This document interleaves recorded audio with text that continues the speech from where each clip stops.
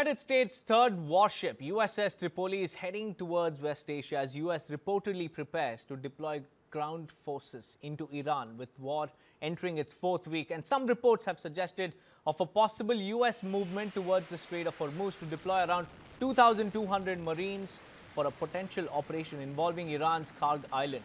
Kharg Island is Iran's crown jewel and economic lifeline through which 90% of its oil exports flow. US bombarded military sites on the island on March 13, but its oil infrastructure was spared.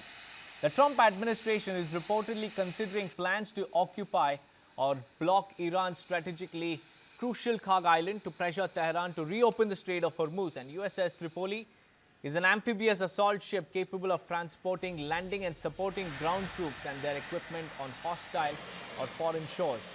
The latest satellite images show the USS Tripoli is presently in India's backyard in the South Indian Ocean, signaling that the Iran war may enter a new phase in the coming days. Trump has now been seen pressing US allies to send warships to the Strait of Hormuz, but to his surprise, the response has been cold or muted. For Trump, his best bet might be US Marine Corps aboard the USS Tripoli. To secure the vital oil choke point, Trump would have to deploy US troops to Iran's shoreline. With much of Iran's naval fleet destroyed, it remains a viable and less risky option. And some suggest the US Marines aboard USS Tripoli could be used to seize one or more of the islands off Iran's southern coast. And these might be used as leverage or as a base to counter possible Iranian attacks on commercial ships. But amid all these developments, Trump remains defiant, saying that he is not putting troops anywhere. Listen in. Not putting troops anywhere. If I were, I certainly wouldn't tell you. But I'm not putting troops, and we will do whatever is necessary to keep the price as low. I actually thought when I did this, look, the Dow just hit 50,000 a couple of weeks ago. They said that couldn't happen for 4 years. It wouldn't happen in my term. It's such an outrageous thing because I said it would happen.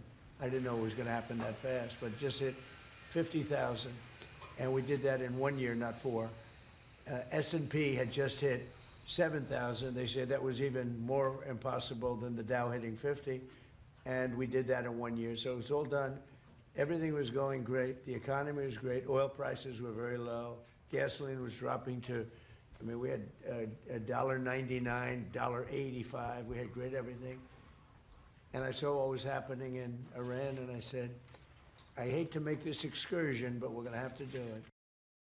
Now, in sharp contrast, Israeli Prime Minister Benjamin Netanyahu hinted at a possible ground component to the US-Israel war on Iran. Netanyahu said that overthrowing the government would not be possible with just airstrikes and suggested there might be potential action on the ground. Listen in. We can create the conditions, but they have to, they have to exploit those conditions at a certain point. It is often said that you can't win. You can't do revolutions from the air. That is true. You can't do it only from the air. You can do a lot of things from the air, and we're doing, but there has to be a ground component as well. There are many possibilities for this ground component, and I take the liberty of not sharing with you all those possibilities. Now, what's interesting and very significant is the arrival of the USS Tripoli. On board are 2,200 troops from the 31st Marine Expeditionary Unit, who are based on Okinawa, Japan. The troops are trained in ground and aviation combat, raids, assaults and amphibious operations that require ship-to-shore movements. USS Tripoli has the ability to support such marine operations from the sea.